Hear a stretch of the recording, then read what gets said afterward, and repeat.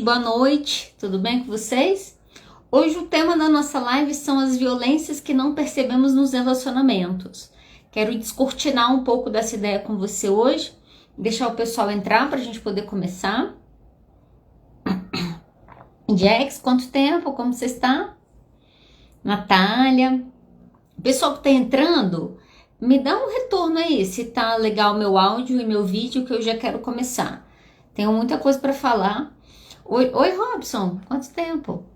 Esse final de semana eu pensei muito sobre isso, desde que a gente propôs, na verdade, esse tema, né? As violências que não percebemos nos relacionamentos. Eu tenho pensado bastante sobre isso. Esse final de semana pensei bastante sobre isso e quero conversar sobre isso com vocês hoje. Então tá tudo bem, né? Beleza. Oi, Lô, saudade de você. Olha só, vamos começar, gente. Então, o que eu quero conversar com vocês hoje? Eu quero discutir um pouquinho sobre quais são as violências que nós não percebemos que estão nos nossos relacionamentos. Então, é um pouco disso que eu quero compartilhar com você. Quando eu estava pesquisando, por que é difícil, né? Eu confesso para vocês que eu demorei para conseguir me organizar, para ver o que eu ia trazer, o que eu ia falar. Porque quando a gente vai pensar em violências, a gente precisa pensar dois exercícios que eu tentei fazer nessa última semana. O exercício de como que eu violento o outro, né? Então, quais são as situações que eu acabo exercendo esse papel de carrasco na vida do outro. E que momentos, que violências que muitas vezes eu aceito, que são violências que a gente normaliza. E pensar sobre isso, né, se implica muito. Eu lembrei de muita coisa, até conversei com a minha esposa para ver se a família pode processar a gente ou não, como que funciona essa coisa da liberdade das histórias. Porque isso, né? Não tem como a gente falar sobre isso sem pensar em algumas violências que a gente mesmo viveu, né? E eu quero trazer isso para mostrar também que violência é uma coisa que talvez esteja mais comum do que a gente imagina nas nossas relações, ok? Então, vamos lá, vamos falar um pouco sobre isso. Eu fui pegar uma definição, para a gente começar com uma definição, para ver se fazia sentido ou não a gente falar sobre isso, né? O que é? Vamos tentar descrever então o que é violência, para a gente começar a identificá-las na nossa vida. E eu achei a seguinte definição de violência, olha só. Violência é um ato ou um comportamento que causa dano, sofrimento ou angústia em uma outra pessoa ou grupo. Então, se eu for pegar essa definição, olha o que essa definição está dizendo. Quando eu me comporto e como consequência do meu comportamento, eu coloco esse outro numa situação que ele vai sofrer, que ele vai viver uma angústia ou que isso vai gerar algum dano nele, nós estamos falando então de uma violência. A gente sabe que existem muitos tipos de violência, eu vou falar só sobre algumas hoje. Mas eu quero falar não os extremos, porque os extremos a gente já conhece. Então, se uma pessoa chegar com o olho roxo e contar que o marido a violentou, você claramente sabe que aquilo foi uma violência física. Uma criança que apanha do pai, fica lá com uma cicatriz, aquilo ali é uma violência física. Ninguém vai ter dúvidas sobre isso. Agora, existem muitas violências, é nelas que eu quero focar hoje, que elas continuam sendo físicas, mas muitas vezes negligenciadas como efetivamente violência. Só para você ter noção, eu fui fazer algumas pesquisas para estar conversando com vocês, e eu achei alguns dados que eu achei interessantes sobre violência física. 7 mil crianças morrem no Brasil por ano em decorrência de algum tipo de violência, morrem de maneira brutal, então elas são violentadas e isso leva ela a óbito, 7 mil crianças. Dos casos de violência que acontecem contra as crianças, eu peguei esse dado aqui, é um dado de 2021 do GDF. Dos casos que tiveram denúncias de violência, maus tratos, etc., às crianças, 87% dos casos aconteciam dentro de casa. Olha o que nós estamos dizendo. Eu preciso combater a violência do vizinho. Sim, mas a realidade é que a primeira violência que a maioria de nós vivenciamos vai acontecer dentro da nossa casa. Essa é a realidade. É ruim falar sobre isso, a gente muitas vezes passa pano na nossa história, mas às vezes algumas coisas são o que são. Acho que é um pouco disso que eu quero trazer para vocês. Para vocês terem noção, a lei da palmada, como ela ficou conhecida, que na verdade ela chama Lei Menino Bernardo, essa lei é uma lei de 2014. Então nós estamos dizendo que vai fazer 10 anos, ainda nem completou, vai fazer 10 anos que a justiça brasileira decidiu que você bater numa criança poderia ser punido porque isso é uma agressão física. 10 anos. Então a galera que nasceu antes de 2014, apanhar dos pais era algo normal. Gente, eu sou da década de 80. Todo mundo tem uma história dramática para contar na década de 80. Lá em casa minha mãe tacava chinelo, não sei como que era na sua. Mas lá em casa, de vez em quando, rolavam uns chinelos voadores que vinham na nossa direção. Você tentava mudar de direção, mas eu não sei o que acontecia, que aquilo era quase um bumerangue, não era só um chinelo. E isso era normalizado. Isso eu estou contando uma situação simples, década de 80. É muito difícil alguém da década de 80 que nunca apanhou com chinelo, com cinto. Muitos pais batiam com cinto. Se a gente voltar a falar de um tempo anterior a isso ainda, a minha mãe conta, eu gosto dessa história porque essa história me marcou muito, assim, me fez até repensar a minha própria relação com a minha mãe, algumas coisas. Mas a minha mãe conta que quando ela era criança, o meu avô foi preso, então eu tive um avô que foi preso, e nisso a minha avó se divorcia e volta para morar com os pais dela. Então minha mãe vai morar com os bisavós nesse período. E ela conta que quando minha avó brigava, ia bater e tal, ela e o irmão dela, meu tio, eles tinham que ir até o quintal, escolher a vara de goiabeira que eles queriam apanhar. E a minha mãe conta que quando ela ia tentando decidir qual das duas. Então, ela não sabia se ela escolhia a vara mais fina, e ela falava que a fina doía, mas não deixava marca. Então, doía mais porque enrolava na perna e não deixava marca. E a vara mais grossa doía menos, mas deixava marca. Agora, imagina uma criança de 7, 8 anos que fez alguma coisa errada, que às vezes a coisa errada é ser criança, né? Então, infelizmente, muitas crianças são punidas por serem crianças. E além de você apanhar, você tem que escolher o seu instrumento de tortura. Gente, isso é uma coisa que a maioria, quem tá me ouvindo aqui, que os pais passaram, né? Eu já vi histórias, por exemplo, que a mãe batia com mangueira que você rega água, batia com isso. Imagina a quantidade de violência que a gente não tá falando. Tem 10 anos e agora a gente tem a lei da palmada.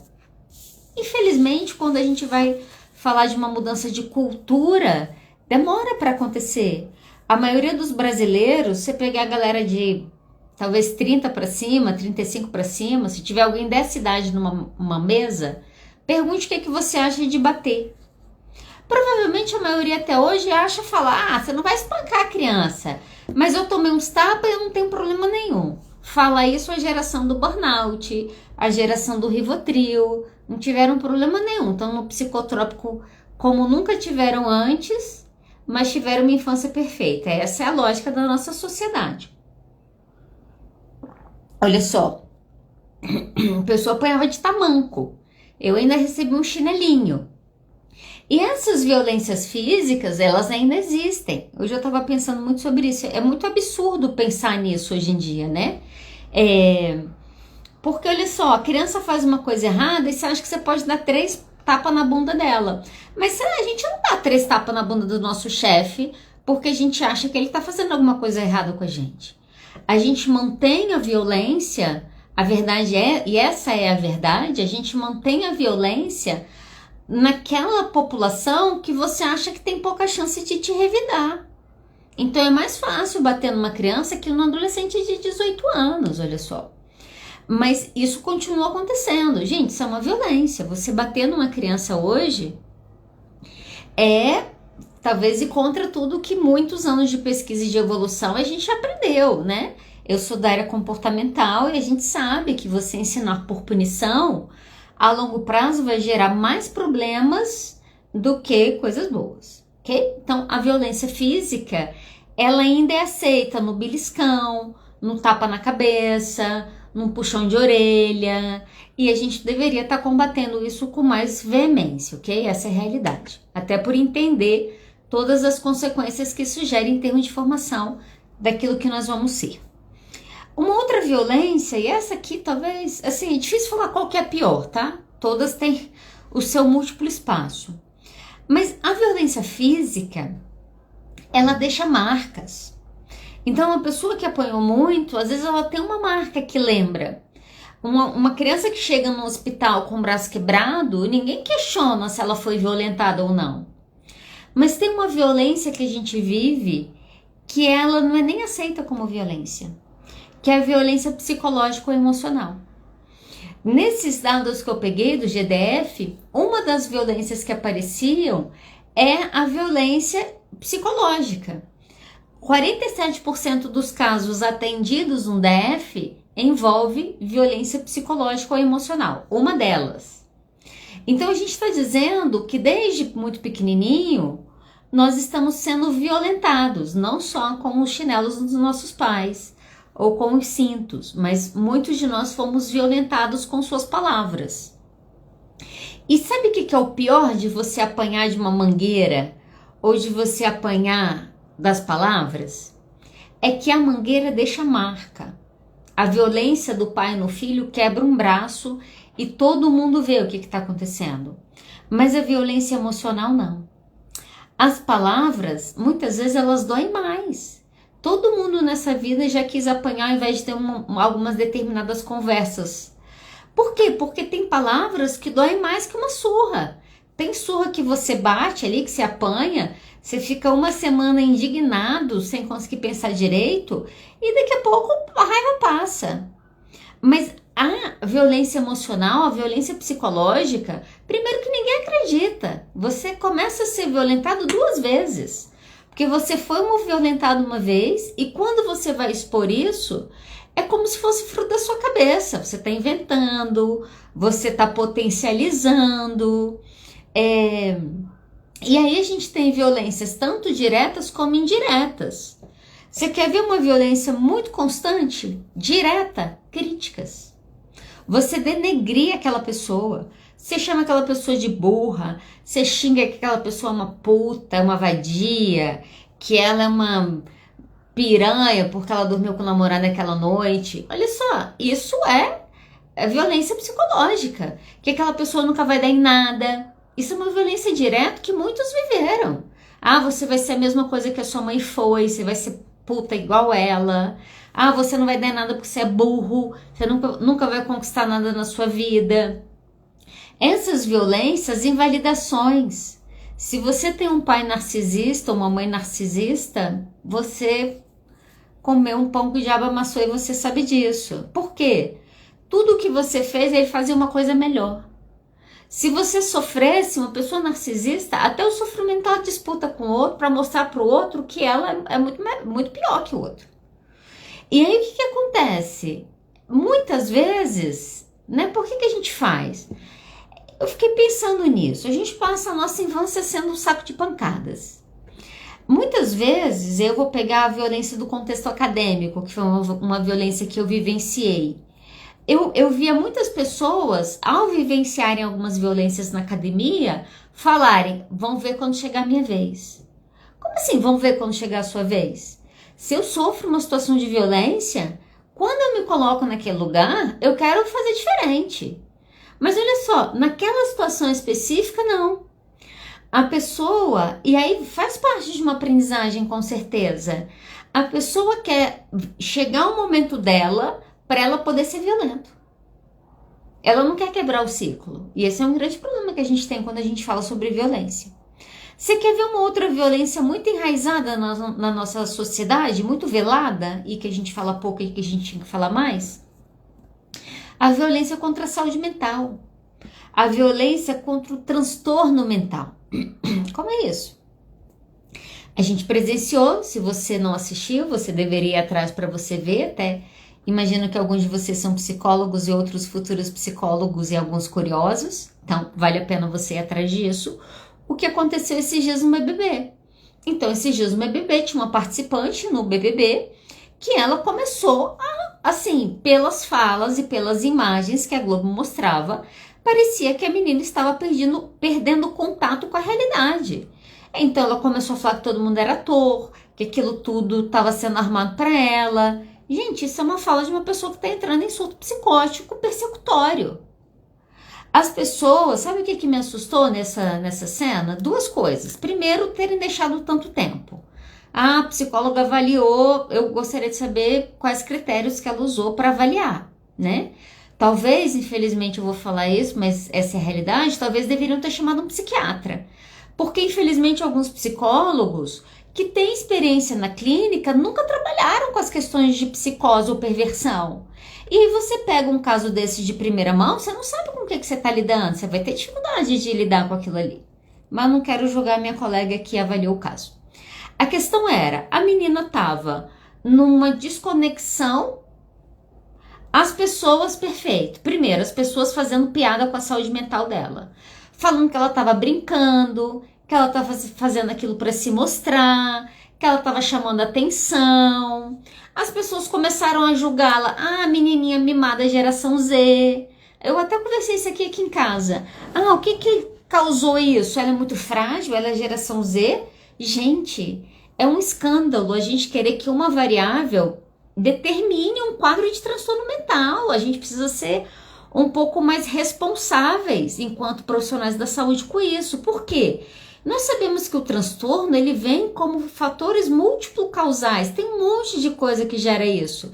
Tem questões biológicas, tem questões sociais, tem uma série de questões que você não sabe. A pessoa tá ali ou ela tá no Instagram, mas você não conhece a vida dela, a formação dela, o que ela viveu. Você não sabe se aquela pessoa viveu abuso sexual, você não sabe se ela passou por um outro tipo de violência.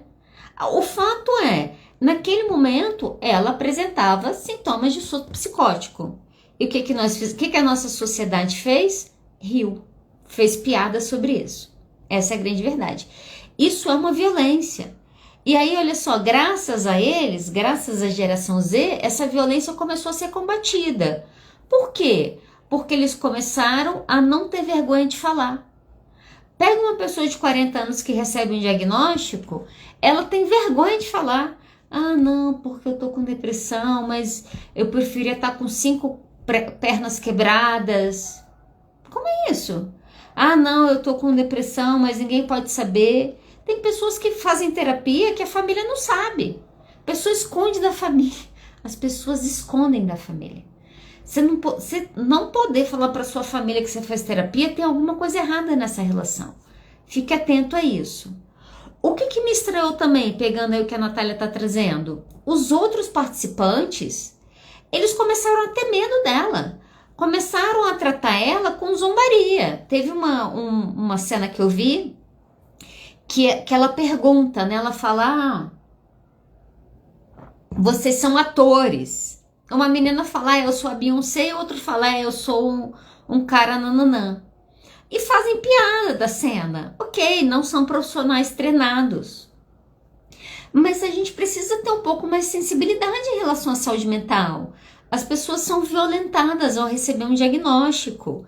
Eu comecei a ver, né, começou a aumentar muito o diagnóstico de TEA em adultos. E uma das coisas que e aí eu comecei a ver um movimento, muito louco isso. Eu comecei a ver um movimento de pessoas, de famílias, de pessoas que têm familiares ou autistas nível suporte 2 ou 3, falando que você não pode considerar o autista de suporte 1 como autista.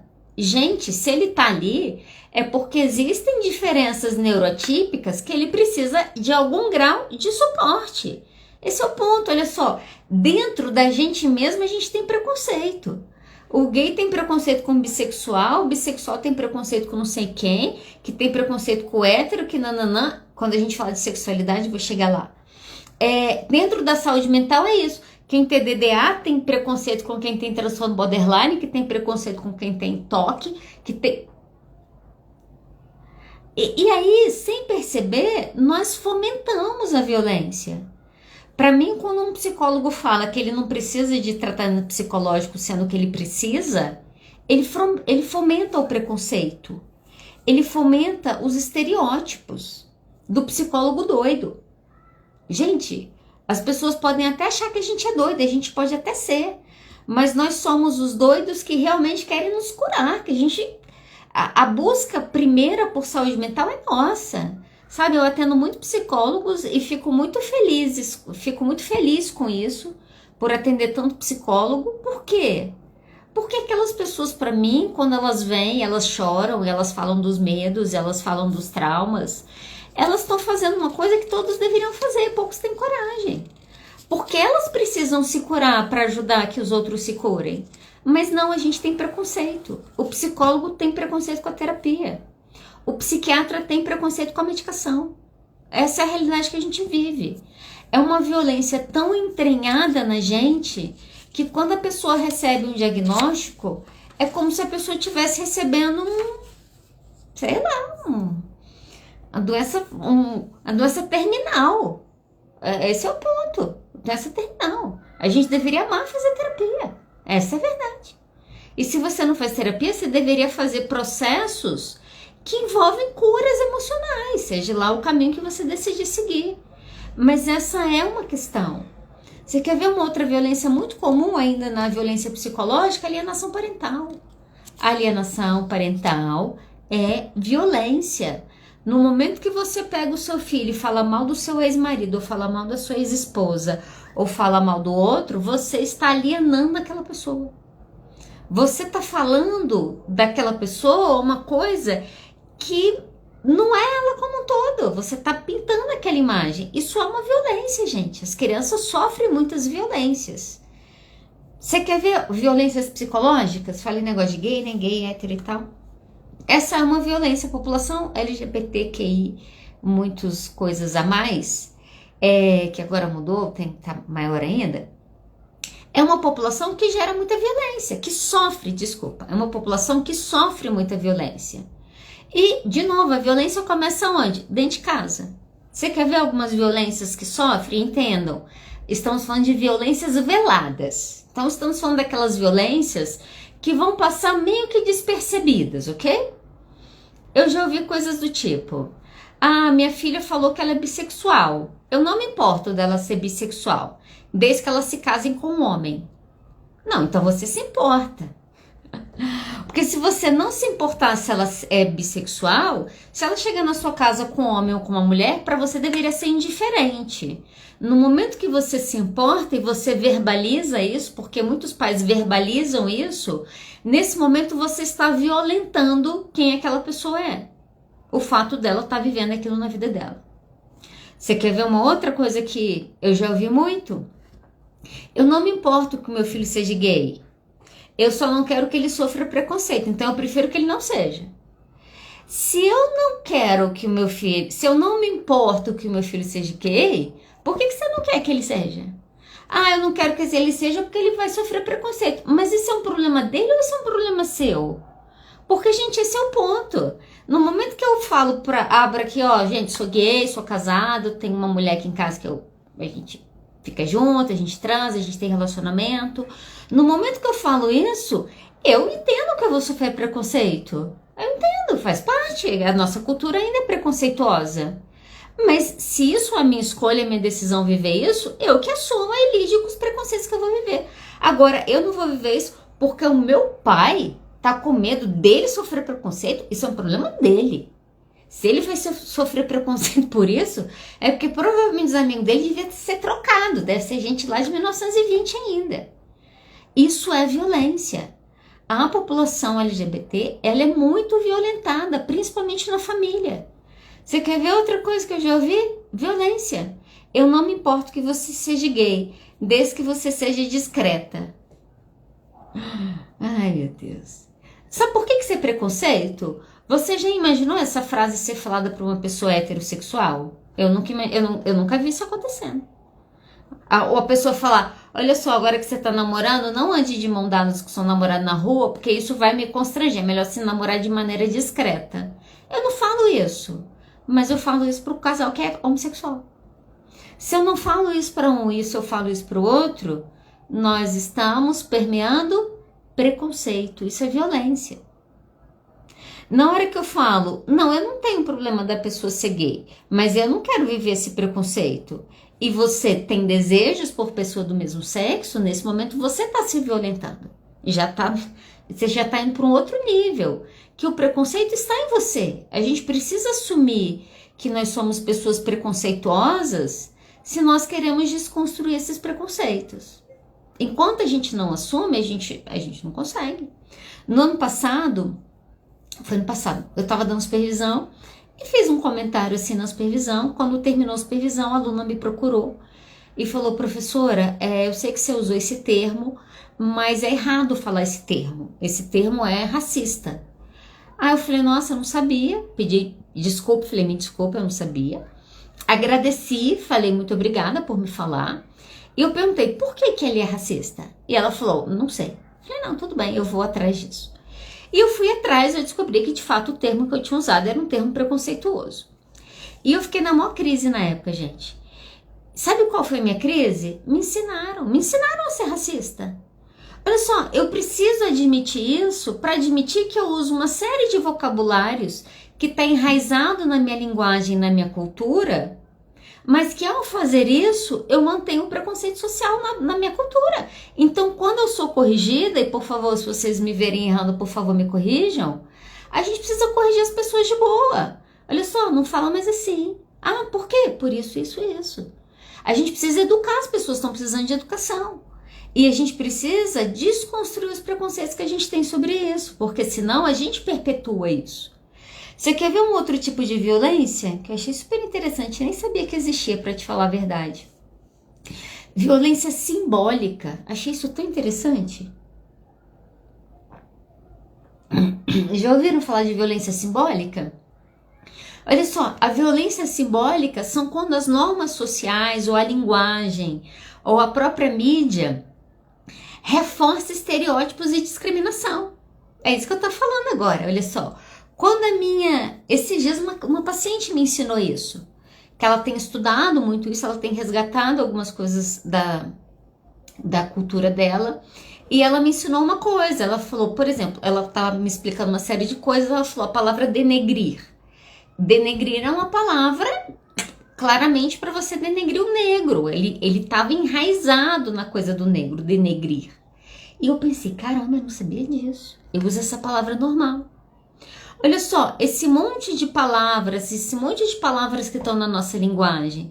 E de vez em quando a gente fica assim, esses militantes é tudo chato, esses ativistas é tudo enjoado, porque eles ficam corrigindo a gente. É porque a gente precisa ser corrigidos. É porque nos ensinaram uma série de coisas erradas. Gente, se você tem 30 para baixo, talvez mais, mas 30 para baixo, tudo que te ensinaram estava errado, essa é a realidade. Tudo que te ensinaram sobre o mundo, sexo, realidade, estava tudo errado. Essa é a verdade. Por quê? Porque o mundo que nós vivemos hoje, em 2024, ele não é o mundo que te aprenderam lá em 1990, em 1995.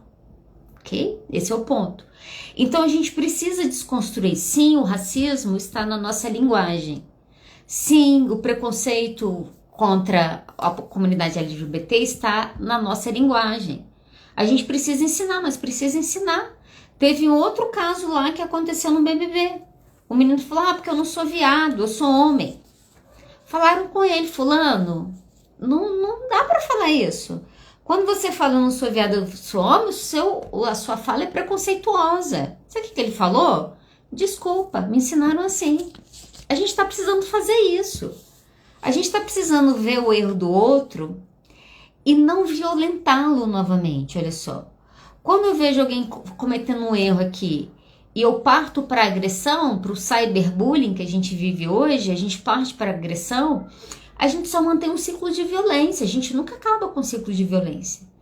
Toda vez que eu vou combater violência com violência, eu produzo mais violência. Gente, essa é a verdade. Os grandes líderes da história que lutaram contra regimes violentos e mudaram eles efetivamente, foram pessoas que decidiram usar a paz para combater a violência. Posso te dar alguns exemplos? Jesus. Os discípulos de Jesus queriam que Jesus pegasse arma. Jesus falou, galera, vocês não estão entendendo a minha guerra. A minha guerra é dar outra face. Olha o que Jesus está ensinando pra gente. A minha guerra é andar a segunda milha, é dar o meu casaco, não é tirar do outro.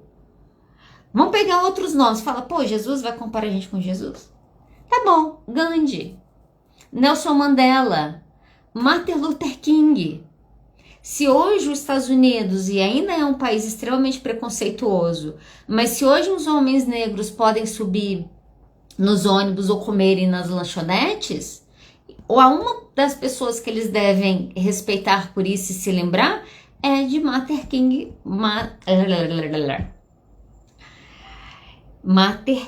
Jr. Não é isso, né, gente? Falei certo.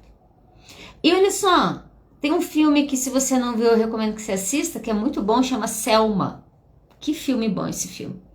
Sabe o que mostra? Sabe como que ele combateu a violência? Sem armas. As pessoas queriam, você vê no movimento, quando você pega filmes antigos, Martin Luther King, obrigada, amor. Martin Luther King. Olha só, quando você pega filmes que você vê esse processo de violência acontecendo, segregação racial ali nos Estados Unidos, por exemplo, tinha muitos movimentos que queriam ser armados, que queriam revidar. Esse filme Selma tem uma hora que embrulha o estômago. Você fala, eu não tô acreditando que essa galera vai apanhar e não vai fazer nada. Ao apanhar e não fazer nada, eles mudaram a história. E outras coisas. Mas olha só, a violência tem um ciclo. É isso que eu quero te mostrar. Ela tá enraizada. A gente tem uma violência simbólica. A gente tem uma violência simbólica que pode acontecer nas religiões. Vou te recomendar alguns filmes se você não assistiu. Orações para Bob. É um filme que você precisa assistir se você não viu ainda. E um outro filme é Boy Erased. Esqueci a segunda parte. Esses dois filmes são muito bons. A Cor Púrpura, me falaram dele também esses dias. Olha só, se você pega esses filmes, Oração para Bob, Boy Erased, o que você vai ver nesses filmes é como muitas vezes a religião mantém a violência. É muito violento uma pessoa falar que é homossexual e a resposta da família sem informar que ela está indo para o inferno. Ela está indo para o inferno dentro do seu conjunto de crenças e valores, que pode ser diferente do conjunto de crenças e valores do seu filho, do seu amigo, do seu primo, seja lá de quem for. A religião, olha só, não tenho nada contra a religião, adoro. Atualmente tenho estudado um pouco de tudo para conhecer. Acho super importante a religião.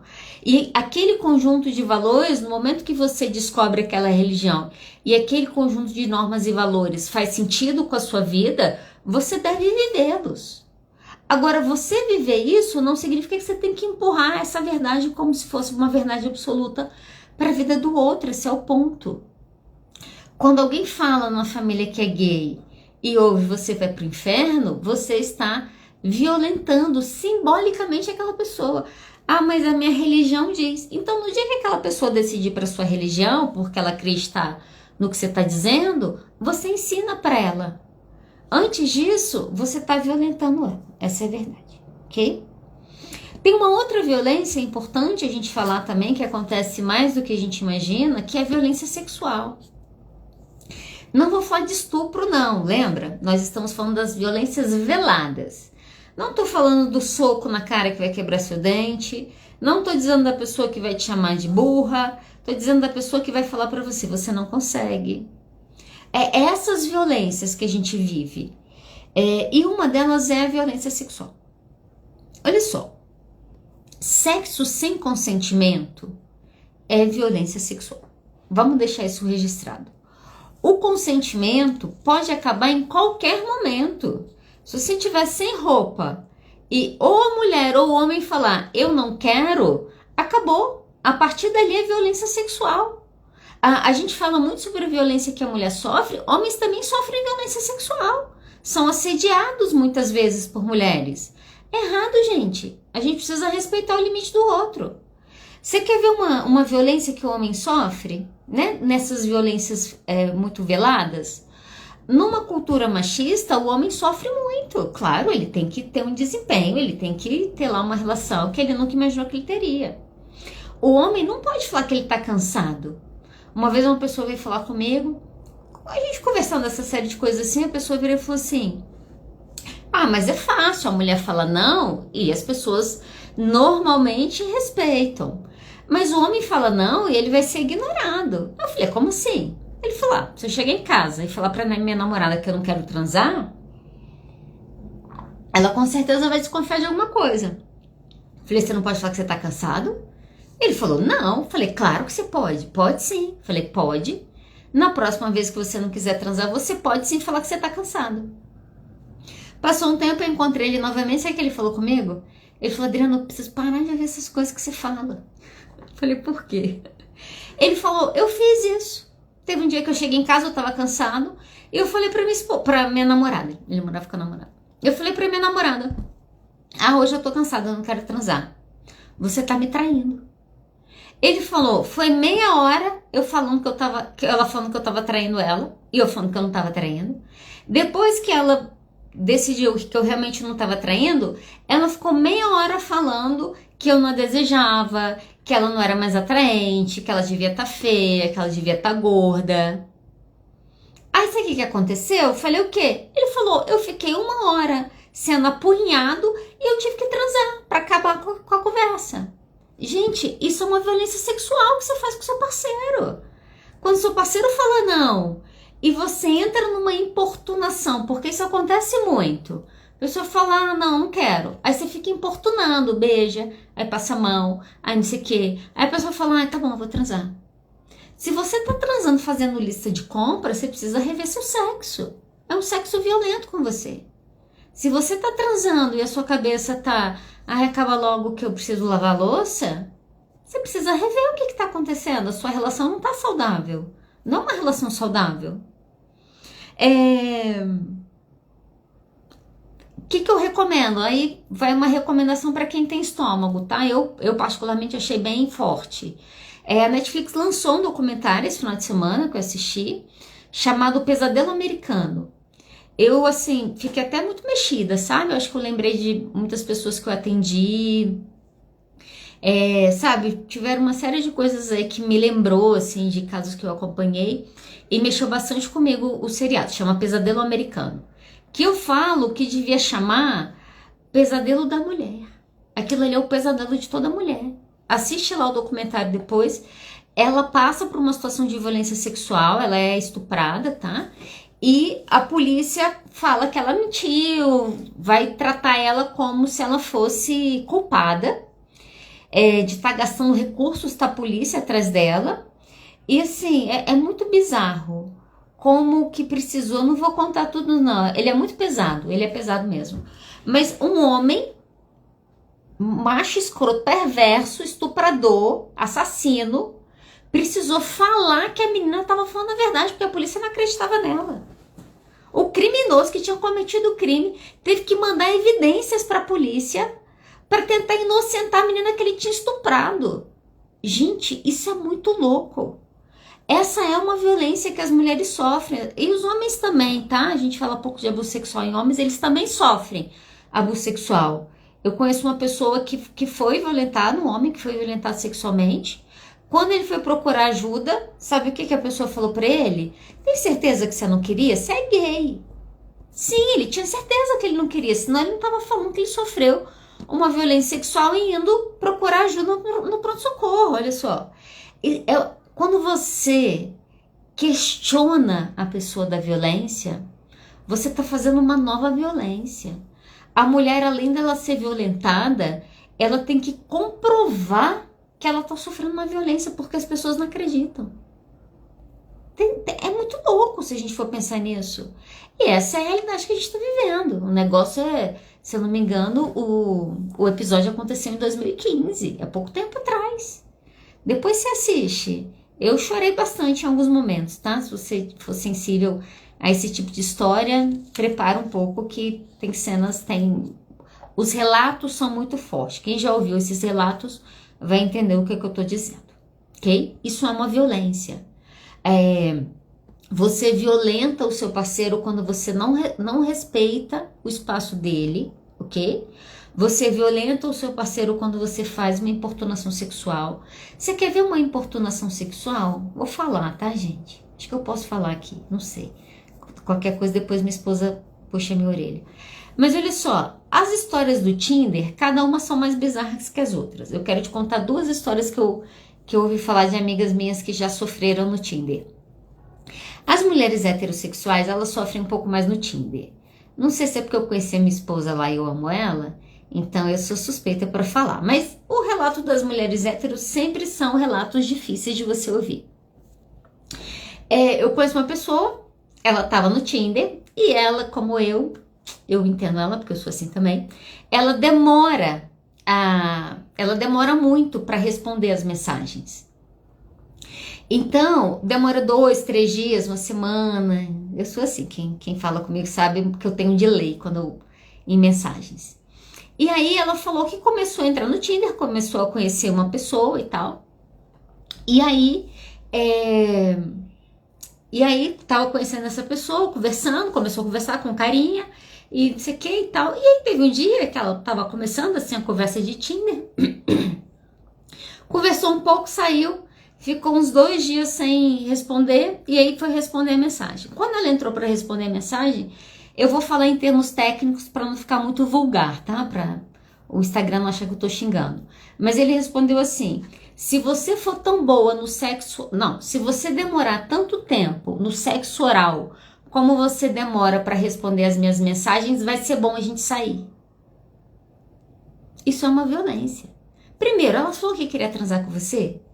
Ela falou que queria fazer alguma coisa com o seu pênis? Não falou. Sabe uma outra coisa que acontece? As mulheres sabem disso, elas vivem essa violência e a gente muitas vezes não falam. Histórias de Tinder.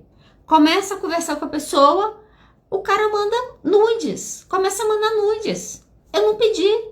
Se eu não peço nudes e você me manda, gente, isso é uma violência sexual. Quem disse que eu quero ver seu pênis ou qualquer outra coisa desse tipo? Isso chega a ser uma importunação sexual. Essa é uma das coisas que as mulheres se ressentem muito. Às vezes não conseguir ter um diálogo com o cara que elas estão conversando que não tenha cunho sexual. As mulheres héteras falam muito sobre isso. Como que é difícil esse relacionamento. Infelizmente, olha só. Ok? Isso é uma importunação sexual. Então, nunca mande nudes se o seu parceiro ou a pessoa que você está ficando não pedir. Okay? Se ela pedir, é uma escolha sua mandar ou não. Se você pedir e ela falar não, a sua insistência é uma importunação sexual. Ok? A gente precisa ouvir não e aceitar que não. Você me manda um nudes? Não. Acabou o assunto. Nunca mais. Entendeu? Ok. Uma época que eu viajei, minha esposa falou, me manda um nudes. Eu falei, não. Ela falou, falei, nunca mais fale no assunto. O dia que eu mandar um nudes, por favor, alguém me interna no hospital, entendeu? Vou deixar provas contra mim na internet? Sou louca? Claro que não, gente. Mas olha só, no momento que você fala não, isso não vai acontecer. Essa história nunca mais aconteceu. Nem sei porque eu lembrei disso agora. Mas eu acho que é por conta do assunto. Nunca mais aconteceu. A gente precisa se acostumar a falar não uma vez e sermos respeitados. Isso é relacionamento saudável. Se você tem que falar não 10 vezes, depois mais 20 vezes, mas depois 50 vezes, vamos imaginar em questões de sexo, você está sofrendo importunação sexual, o nome é esse. Agora você está falando que se a pessoa insistir um pouco mais, ela está importunando? Estou falando sim. É exatamente isso que eu estou falando. Você chamou uma vez, você chamou 2, a pessoa não quer? Qualquer tentativa a partir de sair é importunação.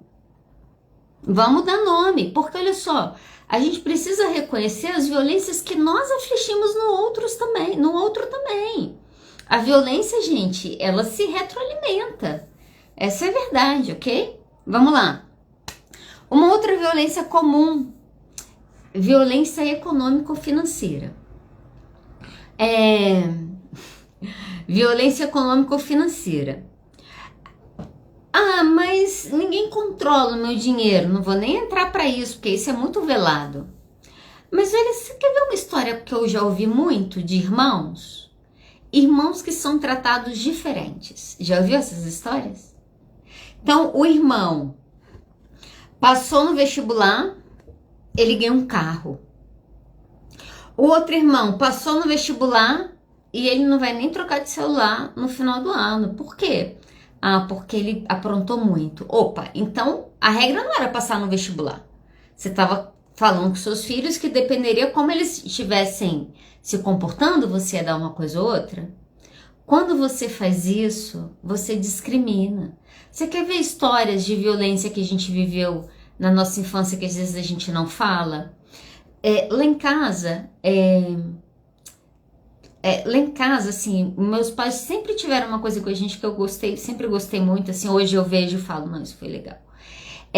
Era tudo meio igual. Você fala, isso é ruim. É ruim mesmo, assim. Mas ao mesmo tempo que é ruim, você cria com a sensação que tá todo mundo recebendo a mesma coisa.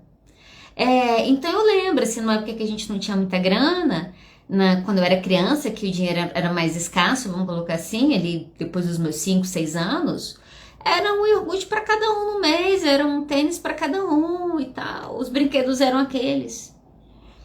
A gente cresceu pobre, mas crescemos felizes, olha só, tá lá todo mundo mais ou menos igual. Aí você pega uns filhos, isso acontece muito, a gente tá falando tava comentando o preconceito, né, LGBT que a gente vivencia. Eu ouvi uma vez isso. A minha irmã passou no vestibular e ela ficou 2 meses em Nova York e eu passei no vestibular e eu não vou nem para Pirinópolis porque eles descobriram esse ano que eu tô beijando meninas e a partir de agora eu não mereço nada que existe na face da terra. Isso é violência, você está violentando seu filho de maneira econômica, ok? É uma violência patrimonial. De novo, lembra? Nós estamos falando de violências veladas. Se eu chegar na polícia e falar, meu pai comprou um carro para o meu irmão e me deu uma melicinha, a polícia vai falar, vai para terapia resolver seus traumas. E é aqui mesmo que você tem que vir. O que não significa que você não viveu uma violência, ok? Isso é uma violência. Você quer ver um outro lugar que às vezes tem muita violência que a gente passa pano? Que são as violências institucionais. Fiquei pensando muito sobre isso, assim. A gente estava falando de religião, né? Adoro religião, adoro Deus. Acho Deus um cara super legal, acredito. Se ele chama Deus, o universo, isso para mim hoje é um detalhe. Então, a religião é super interessante, né? Tem muitas coisas interessantes quando você começa a estudar religião. É cada um achando ali o seu caminho para chegar a esse divino, vamos colocar. Isso é legal, é legal. O problema é quando as violências começam. Como que a violência começa? Quando você está querendo fazer lá o seu caminho de ascensão espiritual, vamos colocar assim, só que o contexto começa a ter abuso de poder. Olha só, contextos de abuso de poder, e isso pode ser às vezes um trabalho que você tem, às vezes um contexto religioso que você frequenta, às vezes, sei lá, um clube que você vai. Olha só, quando você faz isso, quando você emite essa violência de controle, de abuso, você está violentando aquela pessoa. Na hora que você proíbe, quando eu era mais nova, adolescente, eu entrei numa igreja, lá em Vitória. Eu lembro, olha só as coisas malucas. Eu era nova, devia ter uns, sei lá, 14 anos, por aí. E eu lembro que teve um dia um culto no domingo, nunca vou esquecer disso. Teve um culto no domingo que quando terminou o culto, o líder de jovens foi lá na frente, pegou o microfone. Ai, gente, que tristeza, que vergonha. Mas eu vou contar pra vocês. E a pessoa pegou o microfone e falou o seguinte, olha só, lançaram um filme e vocês não devem assistir esse filme. Imagina, falou para um bando de adolescente que eles não deviam fazer uma coisa. O que aconteceu? Todo mundo foi assistir o filme. E aí falaram, não pode assistir esse filme, porque esse filme não é legal, não vai trazer coisas boas. Sabe qual que era o filme? Eu não tô de sacanagem não. Sabe qual que era o filme? Meu Primeiro Amor. Sabe esse filme? Meu Primeiro Amor? Sei lá, 1900 e alguma coisa? 1990 alguma coisa? Eu fui assistir o filme, tudo que tinha no filme era um menino que deu um beijinho na menina de selinho e depois ainda morreu por conta das abelhas que picaram nele e o menino era antialérgico. Proibiram, a igreja proibiu de assistir esse filme, porque esse filme ia incentivar a questão da sexualidade na adolescência. Gente, olha só, isso é uma violência, vocês entendem? Quando você trabalha com sexo como só pecado, você está violentando essa pessoa. O sexo não é pecado. Quando a gente ensina coisas extremamente distorcidas, você está violentando aquela pessoa. Quando um líder religioso, seja de que religião ele for, ele começa a falar com quem você tem que casar ou com quem você não tem que casar, cuidado com isso. Você está tirando um direito que é seu de escolha. E isso aqui que eu vejo que acontece, muitas pessoas fazem isso, aí dão errado no casamento e falam, mas o pastor... Desculpa, mas você também é responsável. Quando você coloca decisões importantes da sua vida na mão de um outro, você não pode reclamar se deu errado. Você escolheu o caminho mais fácil, o outro te falar o que você deveria fazer. Esse é um cuidado que a gente precisa ter, porque às vezes, sem perceber, a gente se submete a essa violência, a gente aceita essa violência, a gente valida essa violência. Cuidado com isso.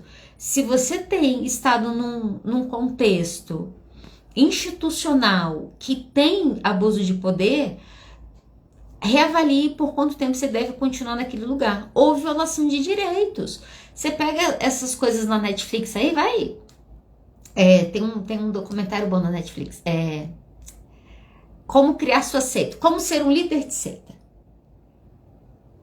É muito bom. Como ser um líder de seita e como se tornar um tirano. Acho que é isso. Excelente os documentários, tá? Vale muito a pena assistir. O que eles começam a mostrar? Isso aqui, esses abusos. Tem uma série de seitas que você vai descobrir depois, no Netflix tá cheio de programa assim, que você vai lá ver abuso sexual. Já aconteceu aqui no Brasil. Gente, Goiás aqui, a gente sabe lá, o espiritismo, o cara que foi preso, mais de 500 mulheres relataram abuso sexual. E o que aconteceu quando elas falaram que elas foram abusadas sexualmente? Mas tá falando agora por quê? Mas tem certeza? Mais de 500 mulheres precisaram falar para a sociedade acreditar que o que elas estavam falando era verdade. João de Deus, eu fico com medo de falar e ser processada, mas eu acho que ele já tá preso agora, né? Olha só, o João de Deus, um líder religioso que praticava abuso sexual. E precisou de muitas mulheres falando a mesma coisa para a nossa sociedade acreditar. Que esse é um ponto, isso é uma violência que a gente vivencia. Tô terminando, tá? Tô caminhando pro fim. Uma outra violência que eu acho que é a violência que a gente tá vendo aí à torta à direita agora é a violência na internet, né? A cyberviolência.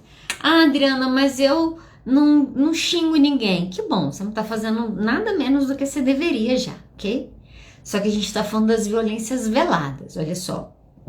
O que é uma violência velada? Às vezes quando você entra no perfil de alguém para fazer um comentário maldoso. Mas a internet é um lugar pra gente discutir. Não, gente, a internet não é um lugar para você discutir. Lugares que discussões geram mudanças não são nos comentários de posts do Instagram. Se a gente está pensando nisso, a gente tá assim, estamos de fato caminhando para o final do mundo. Se a gente acha que as grandes questões da vida estão sendo discutidas nos comentários do TikTok e do Instagram, não estão sendo. O que está acontecendo nos comentários do TikTok e Instagram é que as pessoas estão destilando tudo de ruim que existe nelas em cima do outro. É isso. Então, perdeu o rumo, exatamente. Eu tenho a seguinte teoria. Se eu não concordo, eu não falo. Se eu não gosto daquela pessoa, eu não sigo. Tem algumas pessoas da psicologia que me indicaram para seguir. Não, você tem que seguir esse perfil aqui que ele é bom para você ver, galera, que tem muita gente, como que faz e tal. Eu comecei a seguir. Eu parei, teve uns que eu parei. Eu falei, olha, eu não vou seguir, porque eu acho que essa pessoa tem hora que ela fala merda, tem hora que eu fico irritada com as coisas que ela fala, tem hora que eu tenho vontade de falar com ela que ela tá falando besteira. Ela não quer saber minha opinião. Então, eu prefiro não ver, para eu não ser uma pessoa que eu não quero ser. Eu não quero ser uma pessoa violenta. E às vezes eu tenho vontade, entendeu? Quando eu fico com raiva. Eu vou me poupar disso. Tem pessoas que, se não dá briga no comentário, a pessoa tira a postagem. Olha só, a gente tá no auge da violência. Não sei se vocês conseguem entender. A gente tá no auge da violência. Pra gente terminar, que meu tempo aqui tá caminhando pro final, como quebrar o ciclo, né? Primeiro, eu acho que a gente precisa assumir que nós também temos as nossas violências e que muitas vezes nós somos violentos com os nossos parceiros. Esse final de semana falei umas coisas que não devia, Pedi desculpa, falei, olha, me desculpa, eu não devia ter falado isso. As nossas violências aparecem nos nossos medos. Eu até falei isso depois, falei, eu fico me sentindo insegura. Mas a insegurança é um problema meu. Isso não me autoriza a atacar o outro porque eu estou insegura. E se eu estou fazendo isso, eu preciso me corrigir. Eu preciso aprender, eu preciso saber como que eu vou fazer isso de uma maneira diferente. Como que eu vou conseguir falar dos meus medos e da minha insegurança sem fazer como a gente sempre fez, que foi atacando alguém. As pessoas fazem isso. Então, eu não vou te dar muitas dicas, porque o objetivo não é esse. Depois a gente pode fazer uma live de como combater essas violências na sua vida, mas eu quero te dar uma dica. Olha só, às vezes nós nem sabemos que a gente está passando por uma situação de violência. Às vezes a violência está tão comum no nosso contexto, né? Você já cresceu num contexto de muita violência, que você falar para o outro não gosta é quase ignorado. Isso pode acontecer. E às vezes, por essa violência estar muito institucionalizada, né? Eu estava falando, ela está na nossa própria linguagem, a violência. Como essa violência está muito institucionalizada, muitas vezes a gente nem vê. A gente não percebe que o nosso parceiro é violento no casamento, que ele só coloca a gente para baixo, que ele não acredita em nada que a gente propõe. A gente não vê que o nosso filho só se dirige para nós com palavras rudes e grosseiras. A gente não vê que metade do sexo que a gente teve no mês a gente nem queria estar lá, porque você já está no automático só indo. E às vezes isso vai ficando tão comum que a gente não percebe. Isso significa que essa violência não nos afete? Não, ela nos afeta. Toda violência gera dano emocional, psicológico, seja lá de que nível for. Então eu quero te dar uma dica de como reconhecer as suas relações de violência. E a minha dica é o seguinte: pense nos seus medos. Para um pouquinho hoje, quando terminar a live, tira 5 minutinhos hoje, vou te dar essa tarefa. Tira 5 minutinhos hoje e pensa um pouquinho aonde que estão os seus medos. Você tem medo de conversar com seu parceiro? Você tem medo de conversar com seus filhos? Você tem medo de falar com seu chefe? Você tem medo de falar com o seu colega? Você ainda tem medo de contar para os seus pais que você é gay, ou que você é uma pessoa trans, ou que você é bissexual, seja lá o que for? Se você tem medo, provavelmente tem algum grau de violência. Por que isso? Porque nós tememos a violência. Olha só, se você tem uma pessoa que toda vez que você fala te critica, você pensa 3 vezes antes de falar com ela. E isso é muito ruim. Quando você começa a ter medo de conversar com seu parceiro, quando você começa a ter medo de conversar com seu pai, porque você não sabe como vai ser a reação dele, você está vivendo uma situação de violência. E aí eu quero terminar com uma frase do Jung. O Jung fala o seguinte: aonde o teu medo estiver, aí está a tua tarefa. Aonde o seu medo estiver, a nossa tendência quando a gente tem medo é de correr em direção oposta para onde ele está indicando. Mas para a gente quebrar as violências na nossa vida, quando o medo nos mostrar um lugar, a gente precisa ir para aquele lugar. Então, você tem medo de falar com seu pai, você precisa pensar nessas violências. No final do ano, para terminar sobre essa questão das violências, no final do ano, a gente foi para Chapada, passar o ano novo na Chapada, e chegou dia 31, começou, vamos ver os fogos, não vamos ver o fogo, vamos ficar em casa, vamos para lá, começou o assunto. Falei, olha só, eu não tenho interesse em ver os fogos de artifício, eu não gosto de fogos de artifício.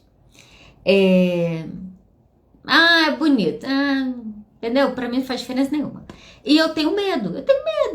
Que besteira. Eu sei que é besteira, mas eu tenho medo de barulho alto, assim. Não é um lugar que eu fique confortável. E aí eu contei pra esse pessoal, eu falei, você sabe qual que é? Eu passei um ano, um Réveillon em Copacabana, no Rio de Janeiro. Nunca me esqueço, eu devia ter 5 para 6 anos, eu devia estar indo ali para os 6 anos, os meus 5 para os 6. Eu lembro que eu passei o ano novo debaixo da mesa, chorando. Debaixo da mesa chorando e os fogos de artifício comendo fogo. Por quê? Porque eu lembro que eu tinha medo. Eu tinha medo daquilo. E eu conversando isso, eu lembrando que além de eu estar com medo, chorando em Copacabana com os fogos comendo solto, a minha mãe ficava falando que eu era fresca, que era besteira. Isso é uma violência, gente. Eu sempre teve um período da minha vida que eu comecei a ter muita seletividade alimentar. Comia tudo, de repente parei de comer tudo. E uma das coisas que eu não suporto comer é cebola. Eu detesto. Eu não tenho problema com o gosto da cebola. Eu tenho mais problema com a textura. E aí uma vez, eu criança, né? Vamos falar dessas violências. E aí uma vez, eu tava num churrasco na casa de uma prima minha, devia ter lá uns 10 anos mais ou menos. Servi a maionese, fui comer e vi que tinha cebola. Como eu sempre fiz, eu ia devolver, porque eu tinha comida, jogar fora, eu não comia. Eu aprendi a catar, separar. Eu comi o que tinha, porque também não tinha esse negócio de fazer comida para criança na minha época. Era comer o que tinha. E aí eu lembro que eu comi, eu tava indo devolver o prato, e a minha mãe viu. Minha mãe falou, o que foi? Eu falei, tem cebola. Ela falou, come. Eu falei, não. Ela falou, come. E eu comi. E eu vomitei. E esses dias eu lembrando disso, pensei, meu Deus, que violência foi essa? Coisas que naquele momento às vezes nem parece que é besteira, mas é violência, olha só. A violência tá na hora que você vira pra criança e fala que ela vai ficar com fome porque ela não tá comendo aquilo. Já considerou que seu filho pode ser hipersensível a estímulos, ele precisa entender o que está acontecendo? Hoje a gente entende isso. Há 20 anos atrás, gente, era só violência. Né? Quando a gente fala da saúde mental hoje, a saúde mental é permeada por violência. Eu lembro, eu criança, as pessoas que ficavam doidas, como falavam, as pessoas falavam, não, o cara vai vir pegar aqui. Olha só, Mariana tá contando que acontecia isso com suco de beterraba. Lembrei de uma professora minha que me contou uma história com leite. Ela foi tomar o leite de manhã, tava com gosto ruim, ela falou, tá estragado, mãe. A mãe dela falou, não tá não, toma. Ela tomou, ela falou que ela virou o copo todo. Gente, isso é violência. Aí hoje, na sua vida adulta, você pensa nos seus pais, às vezes te dá medo. Sim, às vezes dá medo, porque existiram muitas violências que você nunca tratou, que você nunca resolveu. Então esse é um ponto importante, olha só. Aonde que está o seu medo? Você precisa ir para lá. Ali é a direção daquilo que você precisa resolver na sua vida. Vou terminar com a frase do Jung, tá? Aonde o seu medo estiver, aí está a sua tarefa. Uma das coisas que acontece muito nessas violências é que isso provoca trauma.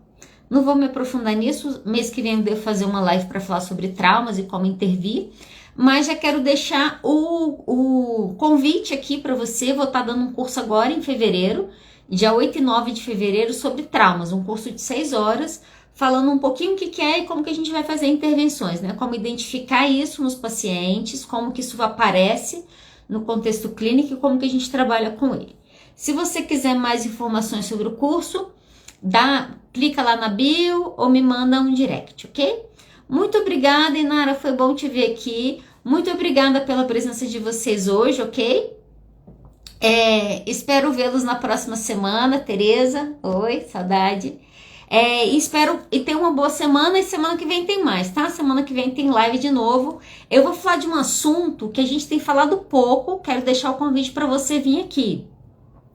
Vou falar sobre o tratamento com psicodélicos na terapia, ok? Estados Unidos já aprovou para esse ano agora de 2024.